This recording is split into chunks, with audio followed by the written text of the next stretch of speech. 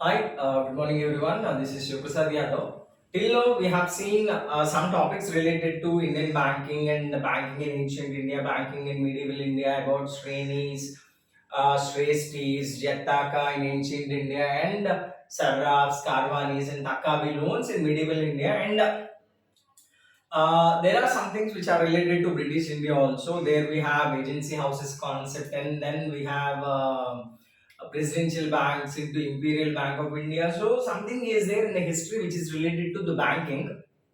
Now in this session, we'll be dealing with whatever the present issues are there in Indian banking. So we will be focusing on issues on Indian banking, whatever the present issues are there. For example, whatever the COVID-19 pandemic is there, because of COVID-19 pandemic, everything is stagnated. So no movement in the economy, no movement in purchasing goods. When there is no purchasing goods, there will be no extra production. When there will be no extra production, then the actual thing comes. So this stagnation of markets and no movement in markets, no movement of money in markets has added some more problems to previous problems whatever we have. For example, we have previously issues like non-performing assets issue is there, and in cooperative banks there are some scams, and in public sector banks there are some scams, in private sector banks there are some scams.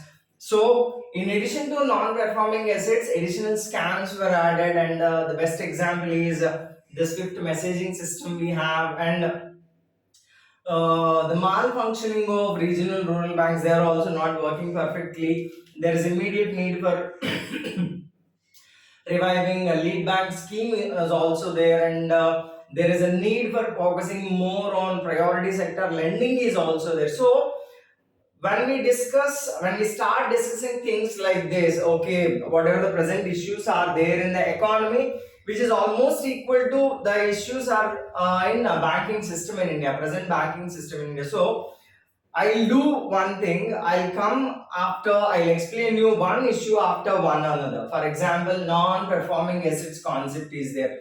First of all, we should be in a position to understand what is a non-performing asset actually, in how many number of ways we can define it, and generally accepted definition is there. Only one definition is there to many students, but there are other definitions for these non-performing assets. So in how many ways with sector wise, for example SME and MSME, we can define non-performing assets definition. And with respect to agricultural loans also, there is a concept which is related to non-performing assets, and similarly based on the time period also, a classification of non-performing assets is there. So coming after one, like what are non-performing assets, classification of non-performing assets, types of non-performing assets, consequences of non-performing assets, what are the steps taken by the Reserve Bank of India to reduce the non-performing assets percentage. So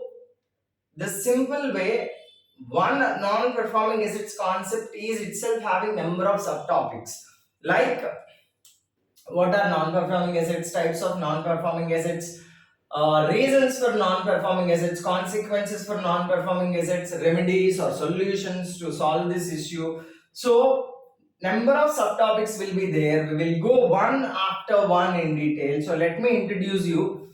So whatever the issues are there in present banking, for example, if this is present banking system in India, if this is present banking system, then we have an issue with non-performing assets, and we will deal this thing in detail. And one more thing we have with respect to major issues, the functioning of public sector banks. So public sector banks, because privatization of public sector banks is on the note at present. So this is one more problem. Functioning of public sector banks is there. Next, on the basis of COVID-19, how to increase the money flow in the markets And one more thing is there related to recapitalization. Whether you take recapitalization of RRBs or recapitalization of public sector banks and scams in banking system,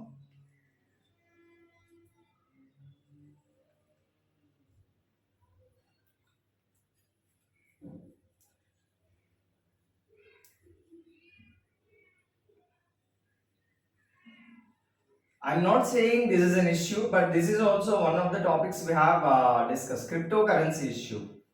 So crypto issues.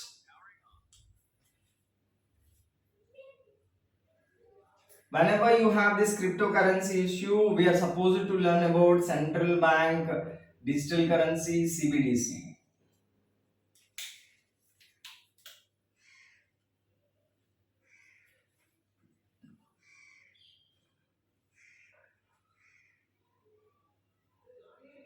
Agri loans, and once again thinking about priority sector lending and revival of lead bank scheme.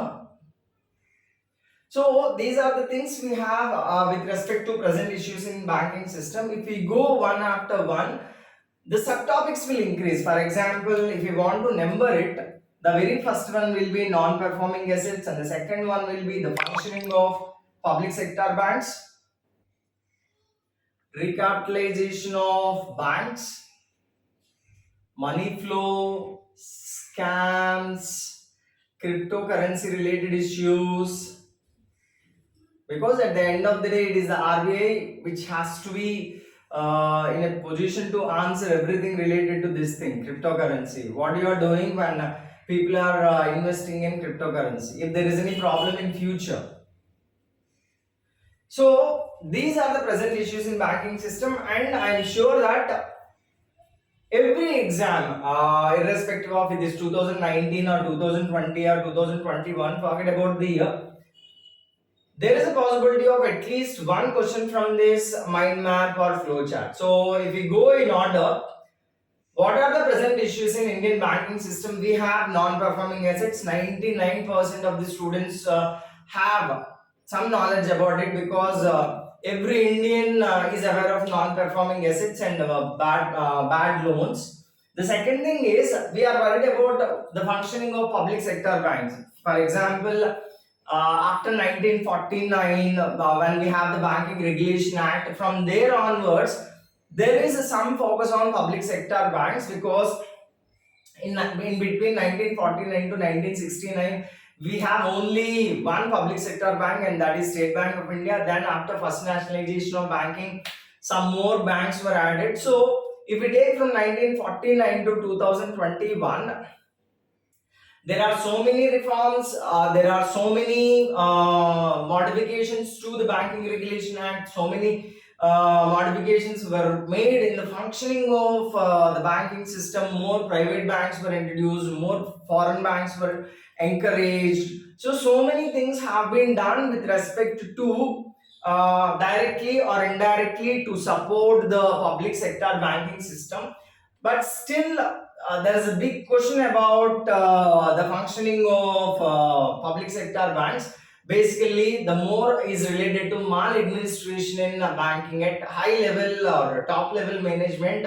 Some issues are there with the functioning of public sector banks. So we are supposed to discuss that thing also. So this is a huge thing from 1949 to 2021. The complete analysis of public sector banking we need, and thanks to people like Raghuram Rajan and Dur Subbarao, the legends, worked as the governors of Reserve Bank of India. So after second one, we have the third thing is recapitalization of banks, as they are burdening with these non-performing assets. The recapitalization of banks is required. Before the pandemic, we have non-performing assets issue, but when this pandemic, whatever the first wave is there or whatever second wave is there, and there might be a third wave in pan India, not only pan India, pan world also, through the global issue it is. So in such a situation, the banks are struggling to function, and some are doing pretty much like this Bank of India and Central Bank of India. They are doing pretty much well when compared to pre-pandemic to post-pandemic situation, because there is a fear under prompt corrective action and privatization of these banks.